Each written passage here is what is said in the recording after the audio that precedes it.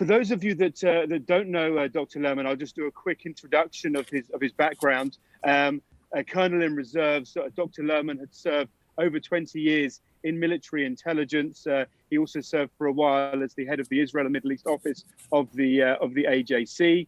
And certainly when I came to know him several years ago, he was working as the Deputy National Security Advisor for Prime Minister Netanyahu, responsible for foreign and international affairs. And he is today the Vice President of one of Israel's leading security think tanks, the Jerusalem Institute for Strategy and Security.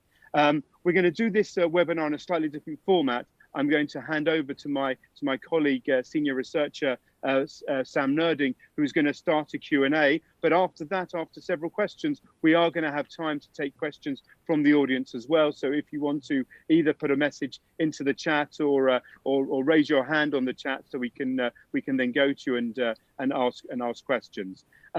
Without that, Sam, let me hand over to you, and then hopefully you can then hand over to Eran, and we'll be able to see everyone. Inshallah. Inshallah. Thank you, Richard.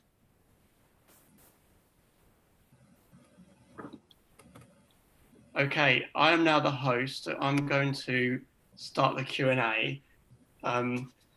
As Richard said, if anyone does have any questions, just raise your hand or send me a question in the Q&A function, and I can weed them in as I go along. Eran, I thought we could start by looking at the Middle East and kind of in a broader focus. And you were the author of one of the four camps regional divide. You wrote that in 2016, and it's been 4 years. So I thought maybe we could start by you kind of explaining the four camps and how they've evolved over the last 4 years, and where you think the balance of power now lies between them. Okay, first of all, the key analytical aspect here is that we are talking about ideological orientations, not simply geopolitics or even raison d'etat in the old realist sense. Countries have shifted from friends to enemies and vice versa, not because their places on the planet have changed or because their basic national interests have changed, but because their leadership and the people in high places there have chosen certain ideological orientations. Amidst the chaos, the huge disruption that was euphemistically called the Arab Spring. I don't use that term anymore. It's not even funny. 500,000 dead in Syria, tens of thousands dead in Libya, in Yemen, Iraq is torn in pieces, and so on. I don't use that term. This was a catastrophic set of events that tore the region apart, tore countries apart, and redefined regional politics. And the redefinition went along, I would say, basically four ideological camps, discounting very quickly the old socialist nationalists, or some would say about Saddam Hussein, national socialists, the old leadership that in the 50s, 60s, 70s shook the region, shook the world, the Nasserites, the Baathists, and so on. They have become completely irrelevant. Assad is hanging on for family and clan and confessional group. Saddam has been hanged. Nasser is a sentimental shadow in the history of Egypt. Sisi is very much upholding what is effectively the Sadat legacy. So they are finished. The liberals, the nice boys and girls who came from all directions into Tahrir Square on the 25th of January 2011, well, unfortunately, they did not have what it takes to create political power, to take power and hold it. The one exception to this, to some limited extent, is in Tunisia, where the liberals are in harness with the conservatives against the various radical elements that try to push to the front here. Now, if I may say so, this left us with four camps. By now, I would say 3 1/4 or less. So I'll start with the quarter.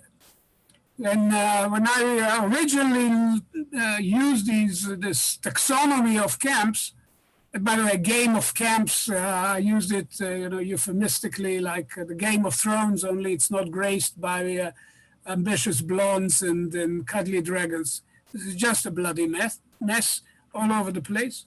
But when I wrote it, Daesh, as the most dramatically successful offshoot of Al-Qaeda, was in power in much of Syria, a great part of Iraq. They overran Mosul. The Iraqi army, forgive my expression, ran like rabbits. And unbelievable. It looked for a while as if this is a contender in the power game in the region. So it was a fourth camp of some standing. By now, of course, the man who called himself Abu Bakr al-Baghdadi has been delivered to the fish as food, same way as the Americans dealt with the body of bin Laden. So there is no place to venerate this murderous set of bastards. And his men and women have scattered. Some are on all kinds of detention camps in Syria, in Iraq, over the Turkish border. But essentially, the power of Daesh as a state people call it ISIS. It's a misnomer because they went well beyond Syria and Iraq. But the Islamic State essentially has ceased to exist as a challenger, as a contender. They are still under the surface. There are people loyal to the vision of caliphate here and now. There is a province, they call it, in Sinai, which I don't think it's a secret anymore because it's been discussed extensively in various media, in Fitzpatrick's book about Egypt. Israel is assisting the Egyptians in the fight to destroy this province of Islamic State. They have still remnants here and there in Libya, and under the surface in places in Syria and Iraq. But this is they're no longer in contention for dominance. So that leaves us with three. And it is a very complicated game now. Two are variations on Islamist, modern revolutionary Islamist totalitarianism. As you notice, I am going a very long way. I used to have a very long title for a short guy, and I use sometimes long phrases to avoid an oversimplification. Fundamentalism is a misnomer. These people do not come from the fundamentals of Islam. They come, if they were a racehorse, I would say, Islamist totalitarianism is of Islam by the ideas of modern revolutionary European totalitarianism. It is an Islamist, not an Islamic, but an Islamist take on fascism, on Bolshevism, on how to create a powerful one-party state. And Islamism has today two variations. One is mainly Shia, namely the camp led by Iran. It's not just Iran as a revolutionary state with its nuclear ambitions, which are very much at the core of our concerns. It's also their set of proxies, allies, and dependencies. Syria is a condominium of Iran and Putin's Russia.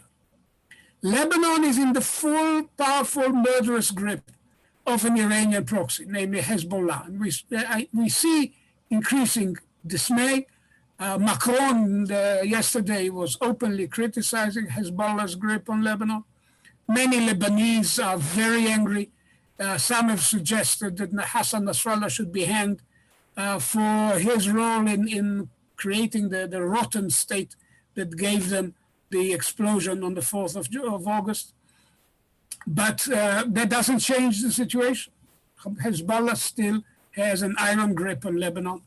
The Iranians have half a grip on Syria. The loyalists of Iran are trying to run riot in Iraq.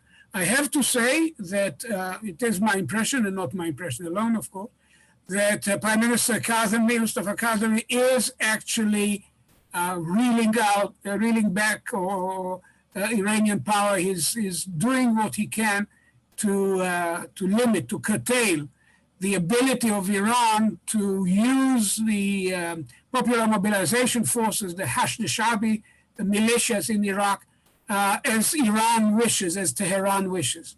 And it's an ongoing struggle. People are dying in the streets of Basra and other places, murdered by Iranian militias because they are protesting their activities.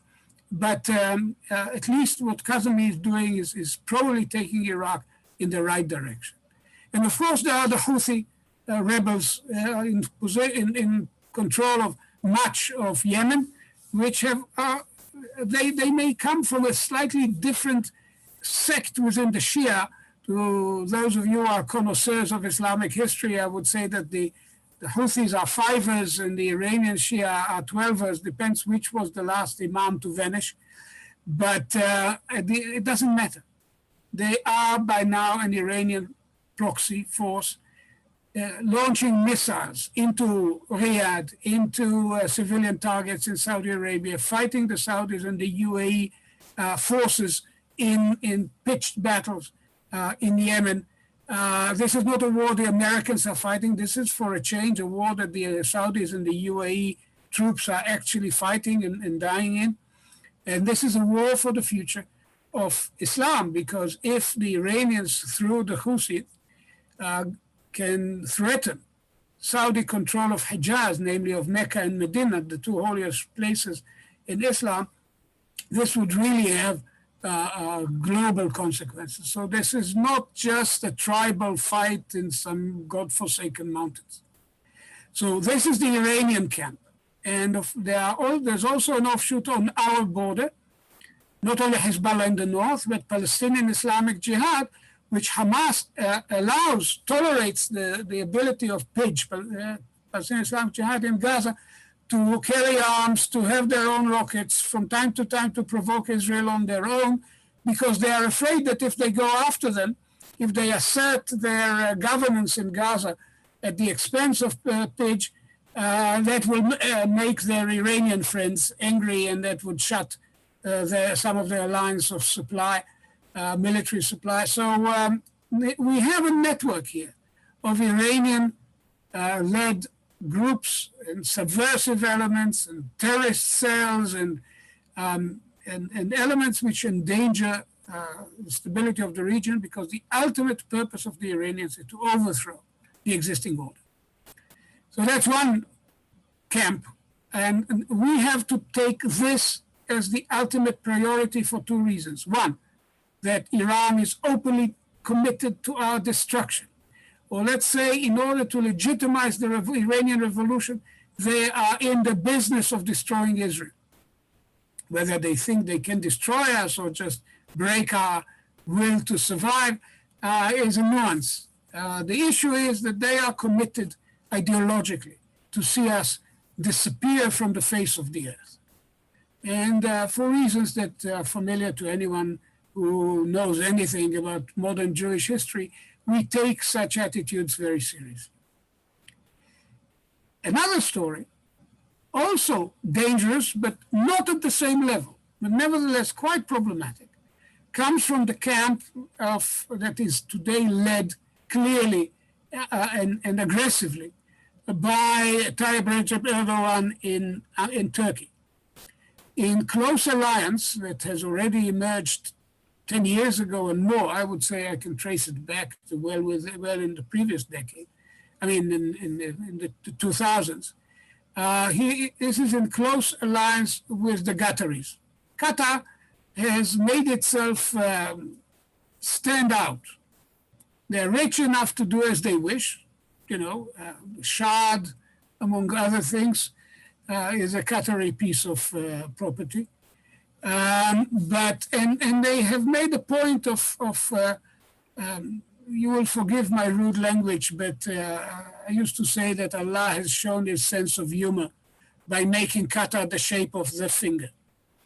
It stands out, and they make a point of disobeying the Saudis, of going their own way. Moreover, they've been penetrated by the Muslim Brotherhood. The Saudis also use the Brotherhood, but they put on surgical gloves. The Qataris used the Brotherhood in the fight for hegemony in the region against nationalist, socialists and pro-Soviet elements or whoever, but they were also, let's say, drawn into the game, ideologically. The family has taken on elements of the Muslim Brotherhood faith, and moreover, and so today, in tandem with the Turks, these two countries see themselves as the patrons of the Muslim Brotherhood in its various manifestations. This is why their relations with Egypt are so abysmal. This is why the Qataris use Al Jazeera as a mouth in Arabic. Forget the milquetoast English version. They use the Al Jazeera in Arabic as essentially a Brotherhood propaganda tool. From Istanbul, exiled Egyptians and other brothers from around the region are spewing venom against the existing regimes.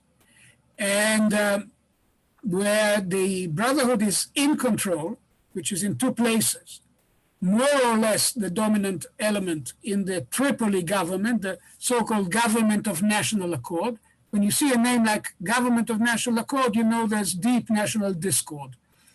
And the Government of National Accord is the government of the Tripoli area and the northwest areas of Libya, fighting against the rebellion or the forces of the Libyan National Army, which is not really Libyan, it's hardly national, and it's not much of an army, but it's led by Khalifa Haftar, Field Marshal Khalifa Haftar, by his own, the rank he gave himself, who is Egypt's ally, and well, what should I say? I would have chosen other allies, but he's ours as well in this fight. The Turks are supporting the GNA, the Government of National Accord in Tripoli. They're also supporting Hamas in Gaza. You saw 10 years ago their attempt to supply Gaza through the Mavi Marmara flotilla, and you see other interventions. We saw just recently that Turkey has bestowed Turkish nationality upon the Hamas leadership, which is a way of saying to us, you kill them, you kill Turks. You have a problem with us. Now, all of this would not be quite as dangerous if Erdogan was not on a kind of warpath to dominate the region, dominate the Eastern Mediterranean, and also on a trajectory of Islamist action. We saw this with the Hagia Sophia, that was for many years originally a church, then a mosque under the Ottomans, but it was turned in the years of Ataturk, of Turkish secularization, into a magnificent museum, civilizational museum, and now it's been reclaimed loudly and noisily and with much pomp as a mosque again. And in that context, Erdogan himself and many of his acolytes were saying, well, this year Hagia Sophia, next year Al-Aqsa. Now, when this is the attitude, again, we have to take this seriously. Turkey is positioning itself as another contender, serious contender for leadership. It's a member of NATO. There's no procedure in NATO statutes for throwing out a wayward ally. And it is a powerful country with a powerful navy, which is also trying, and these themes are interconnected, to overtake, to create a new map of exclusive economic zones in the Eastern Mediterranean, which would swallow large chunks of the Greek EEZ, ignore the rights of Greek islands, and in the process link up with their Libyan client in a way that would choke off Israel, Egypt, and Cyprus from having an access to the European markets through a pipeline or a power line or whatever that ends up being economically worthwhile. Because we have these gas fields, these energy, large, significant energy finds in Israel, in Egypt, smaller but not insignificant in Cyprus, But if the map of the Mediterranean ends up looking like the Turks and their Libyan clients draw it, then we are bottled in on our end of the water. So this Eran, if I can just ask, the Mossad chief, Yossi Cohen, said a couple of months ago that he thinks Turkey could actually overtake Iran as Israel's greatest threat. Do you agree with that assessment? Well, I think we have to deal with the Iranian question for one simple reason, that the Iranians have now gone back into a race to have enough fissile material for a bomb. So, and this could mature within months. And so we are facing very dramatic events. But if the orientation of Turkey remains dangerous and aggressive, I would say we need to put Turkey much higher than we did until now on our list of priorities. But I would qualify this by saying that Turkey, unlike Iran, is part of the international economy. It's one of the G20. It's dependent on its economic interactions with Europe, and it is dependent also on American willingness to keep them within the international financial system. This is why when Trump grumbles, Erdogan may, make a show of making a paper ball from Trump's really poorly written letter. If I was teaching English style, I would cut my wrists. But he writes him a nasty letter. Erdogan tosses it into the basket, and when everybody leaves, he brings it out, reads it carefully, and does make sure that Turkey does not fall foul of the American economy, because they could be strangled. The entire trajectory of AKP as a ruling party came through economic success.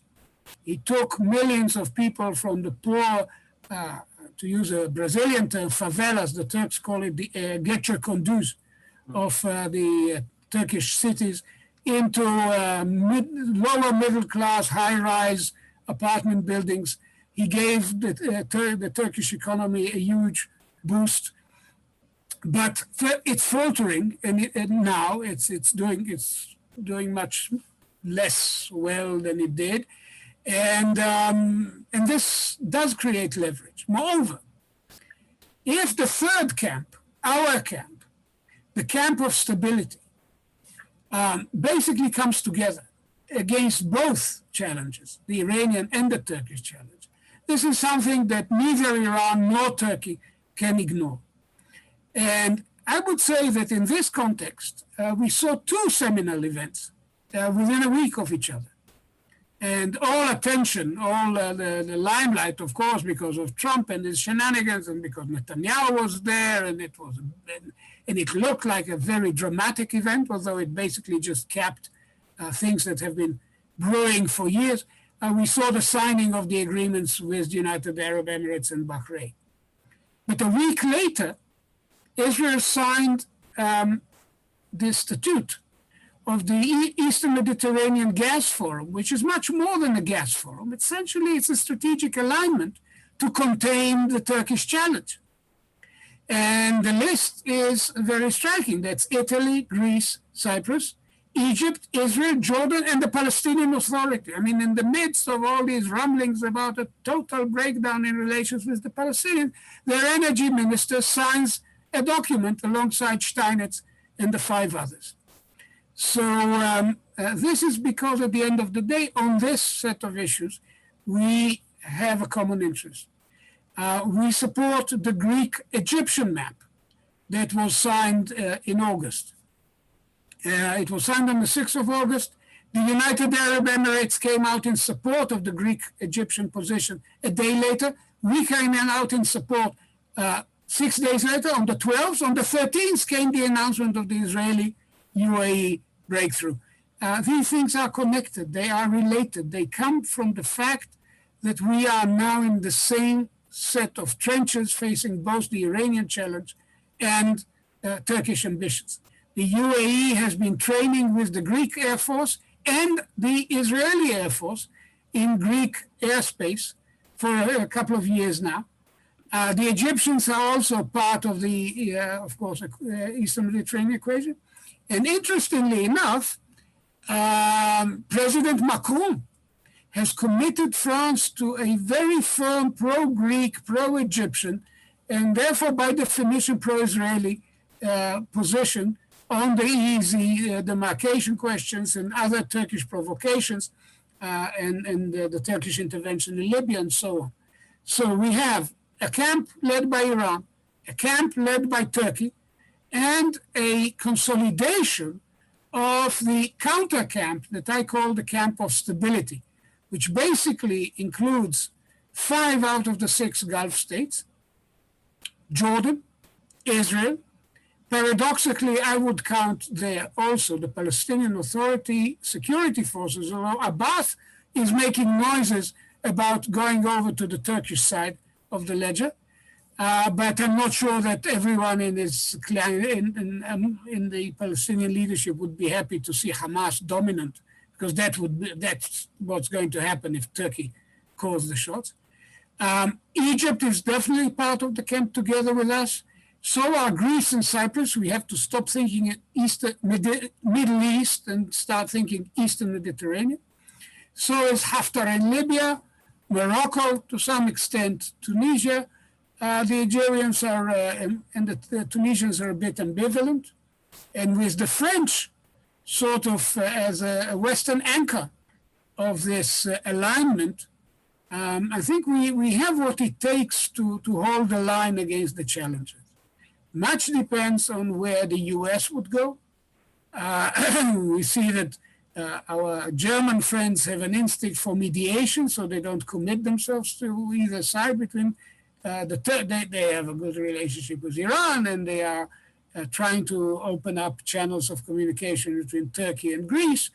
But France, as I said, has taken a stand. We are a bit worried when it comes to Turkey about the American position. But on Iran, the present administration has been solid. And even if Biden wins this election, which is a real possibility, I believe that in both cases, if he wins and if Trump wins, there will be a bid to negotiate with the Iranians, but to negotiate from a position of strength. The Iranian economy is doing catastrophically. The Tuman or the Real are on a very dramatic downward spiral. Supplies are short. The Chinese, well, they have signed a long-term agreement with the Iranians, but its implications are rather limited right now. And they are flooding the Iranian market with cheap Chinese products, which is literally killing the local Iranian productive base. So I wouldn't see the Chinese riding to the rescue.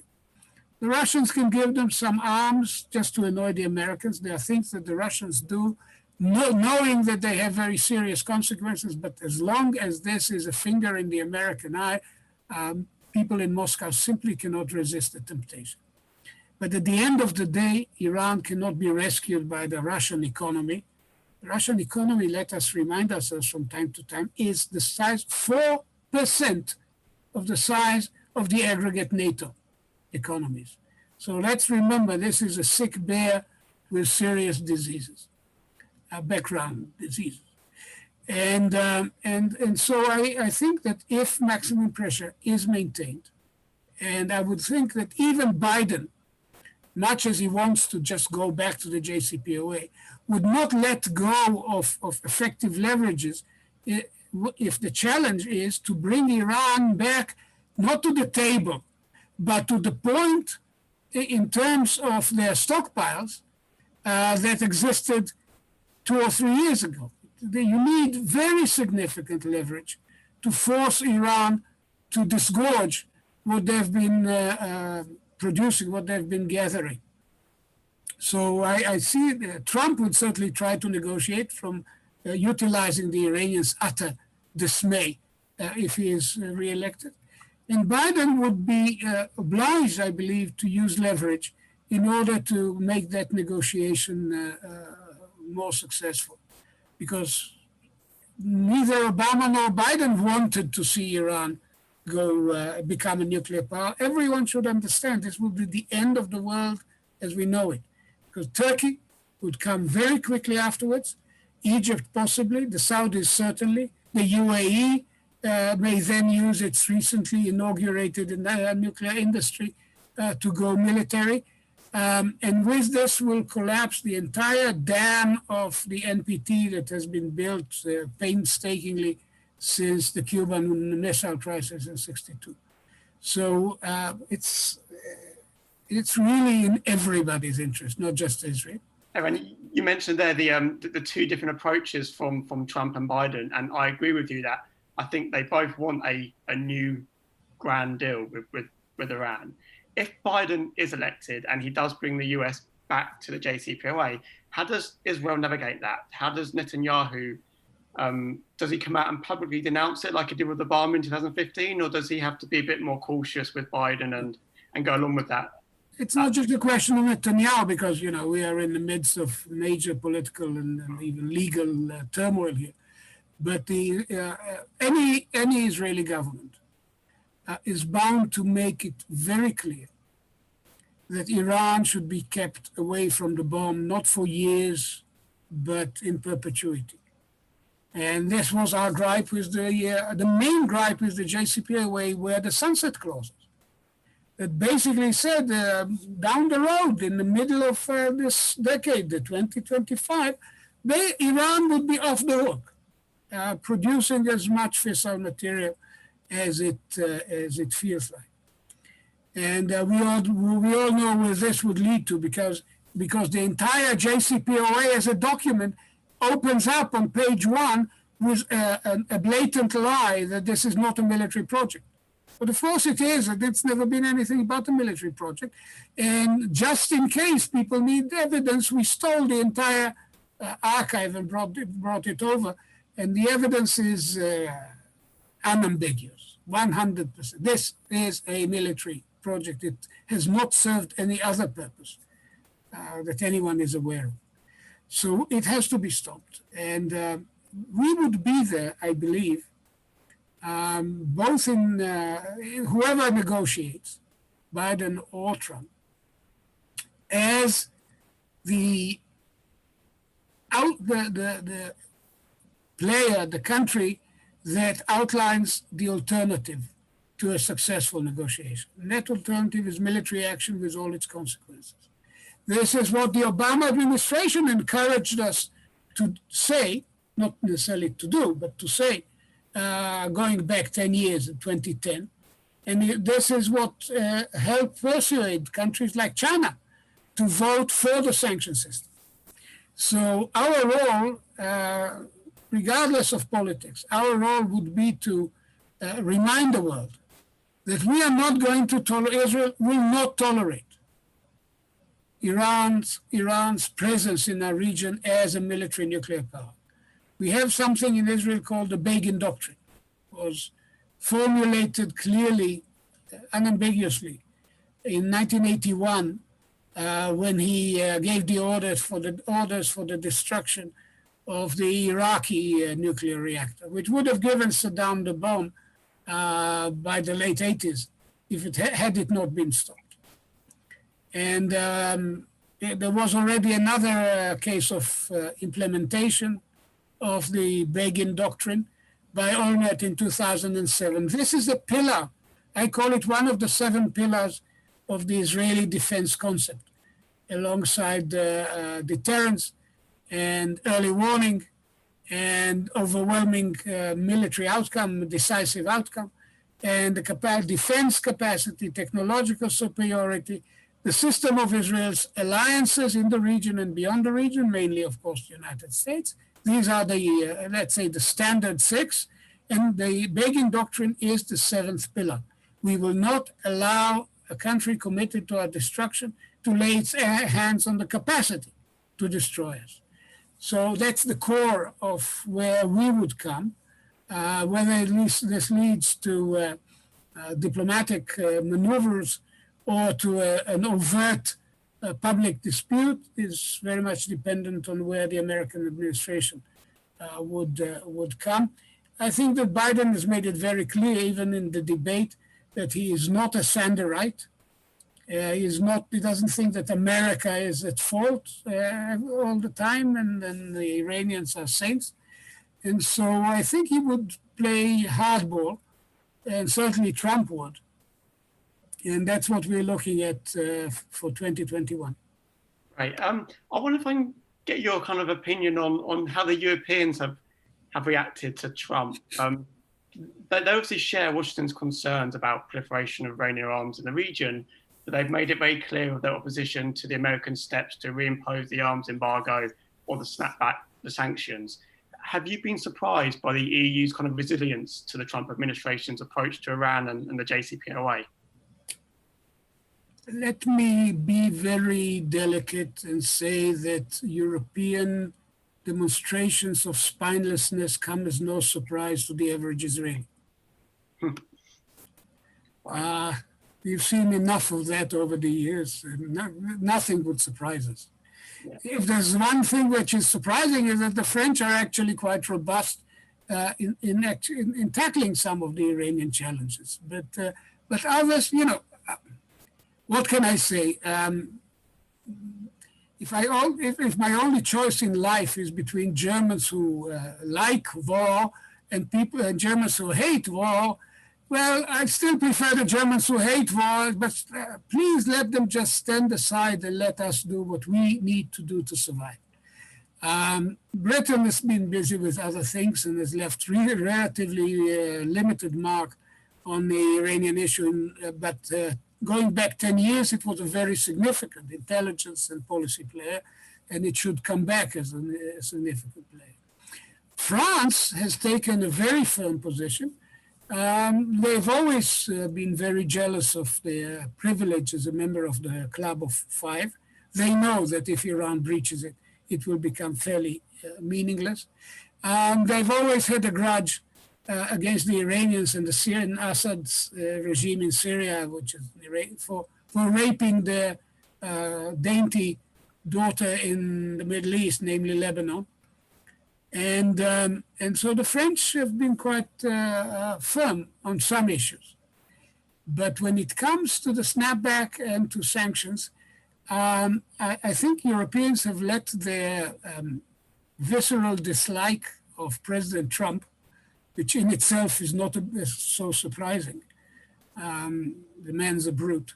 But they have allowed this dismay and dislike get the better of them.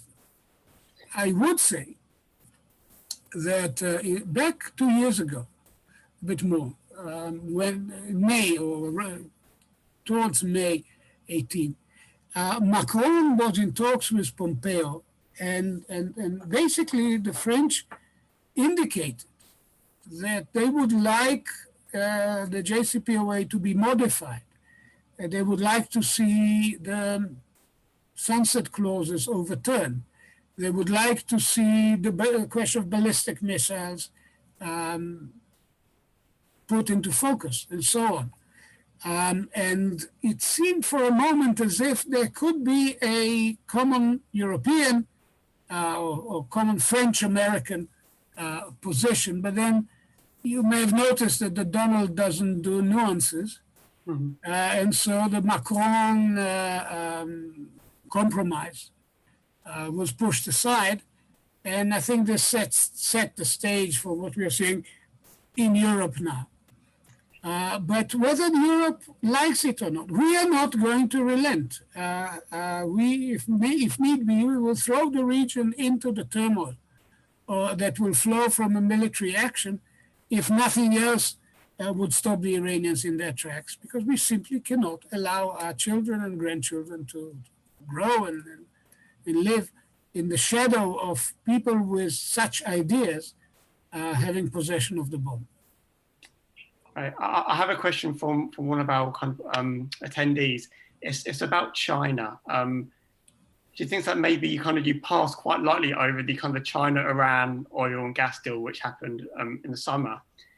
Chelsea, if you can kind of comment more on China's kind of growing role in the region, particularly with the gas deal with Iran, but also with gas deals with Qatar and Saudi Arabia. Kind of maybe you can talk about kind of China's growing influence in the region and how that might affect JCPOA, Iran's kind of posturing. Well, there was quite a buzz about this agreement, 400 billion over 25 years, which is not that dramatic at the end of the day for a country of 85 million like the Iranians.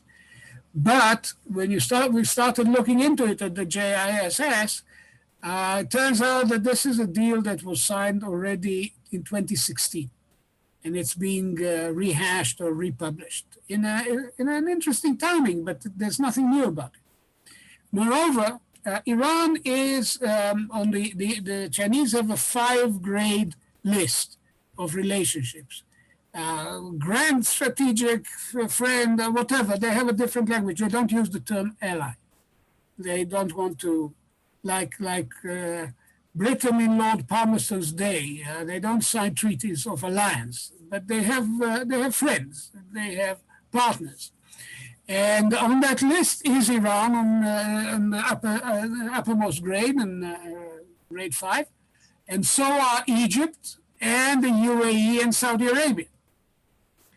UAE and Saudi Arabia obviously as energy suppliers. Egypt because it is absolutely vital to the maritime arm of President Xi's BRI, Belt and Road Initiative.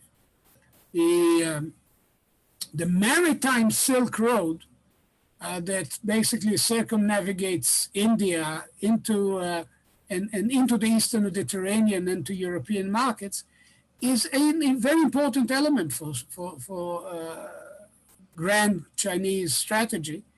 And therefore they have a vested interest in Egyptian stability and regional stability as a whole. And we are trying to make it understood in Beijing that there's a contradiction between their needs for stability and the Iranian agenda. Whereas there's no such contradiction between what they need for China down the road and the positions of Israel or Egypt. Now, we have our own constraints. We cannot be in bed with the Chinese.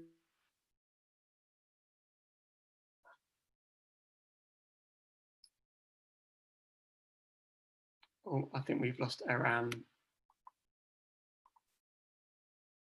On things, mission, let alone the aircraft or anything of the sort, again, from us. The Americans have made this a very clear ruling.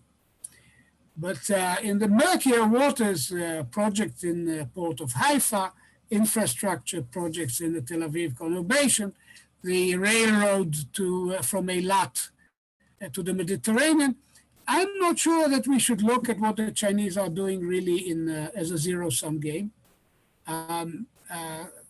They may be very aggressive in their immediate environment in the East China Sea, but in our region they have not been a negative player, reminiscent of the Soviet role in the 50s and 60s. This is not how they play the game.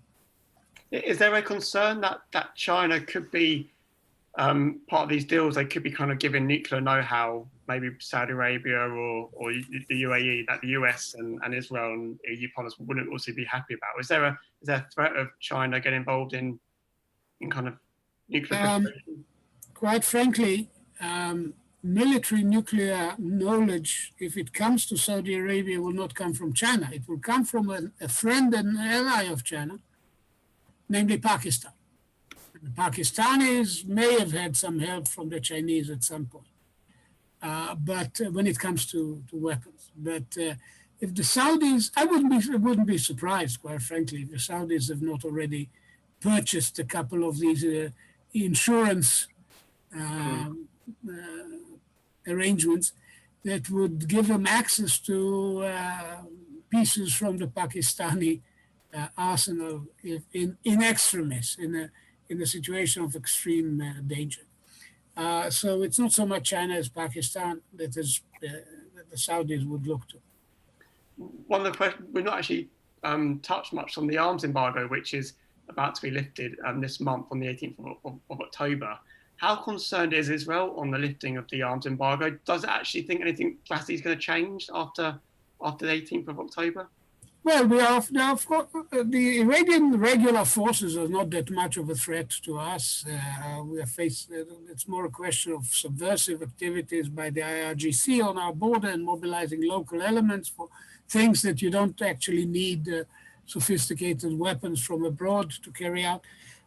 So that's not that much of an active concern. But advanced air defenses, for example. If the Russians go find a niche of selling the S-400s to Iran the way they sold them to Turkey, that's an issue. Mm. By the way, I've heard people say, what Air Force does Erdogan protect himself against with the S-400? And the answer is the Turkish Air Force, the only Air Force that ever tried to kill him in 2016. So whether they will do this, the Russians will sell this system, which is highly advanced and dangerous, to the Iranians is an open question. You know, there's money involved, and Russia is not a rich country. But what makes me curious about the next few weeks is whether the Americans are seriously considering imposing the arms embargo on their own. Mm. The Nimitz is in the Gulf. The Americans have already intercepted oil shippings in between Venezuela and Iran. So the administration may have an interest in, let's call it, doing a Kennedy, like the naval blockade of Cuba in 1962, to basically drive home to the Iranians the point that whatever the Europeans are saying, it's the United States that will still ultimately call the shots on something of that level of importance. So let's say I'm not convinced that this will come to blows, but I cannot rule that out. Okay, we only have a couple of minutes left, so if anyone in the audience does have a question, do raise your hand or send it in. I'm going to just bring in my colleague Richard, and he might have some questions to ask you, Eran. Let me just bring it in. Hi, Eran. Thank you very much for everything. You mentioned earlier, kind of and Prime Minister Netanyahu mentioned it in his address to the UN earlier this week, that with the new generation of centrifuges, Iran could be a few months away from the bomb. I mean, how this is kind of enough, quite. Let's be precise. From having enough fissile material for the bomb. Thank you. Well, this was my question exactly, to be that Netanyahu's language wasn't so precise there. So I just wanted you to clarify and kind of how do you play out? I mean, how concerned are Israeli policymakers, and what do the next few months look like leading up to that breakthrough? This is being discussed in very, let's say, discreet channels with the Americans and others, and very carefully internally. We are in the grip of a major corona crisis.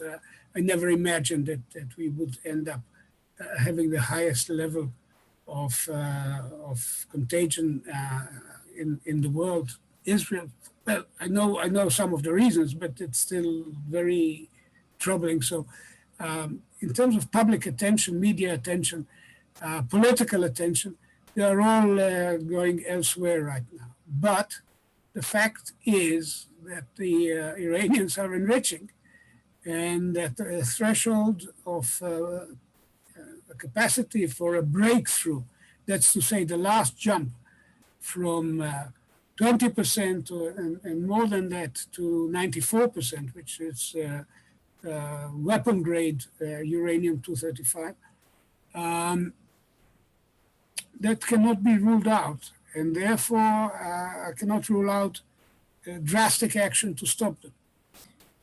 It's anybody's guess whether certain things that happened in Iran in the last few months are related to this effort to stop them. I think our great TV series Tehran is now available to viewers worldwide.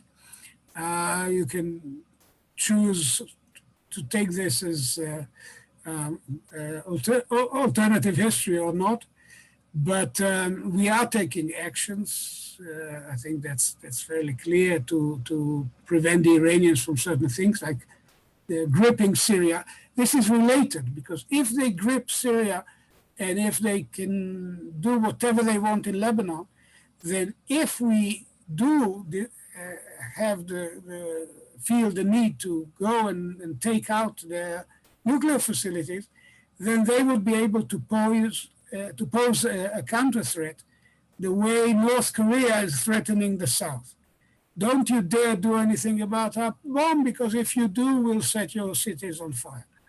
We must prevent the Iranians now from having the capacity to use the same kind of threat against us down the road.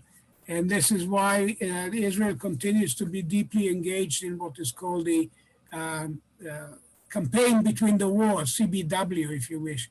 Hama'aracha ben ha-milchamot, or Mabam by its Hebrew initials, a concept that General Eisenkot made more coherent. But basically, we are talking about preventing Iran from having the capacity to utilize the soil of Syria to put a gun to our head when the day comes in which we may decide we need to stop the Iranian project violently. So these are preparatory measures, but the possibility of a major conflagration is out there.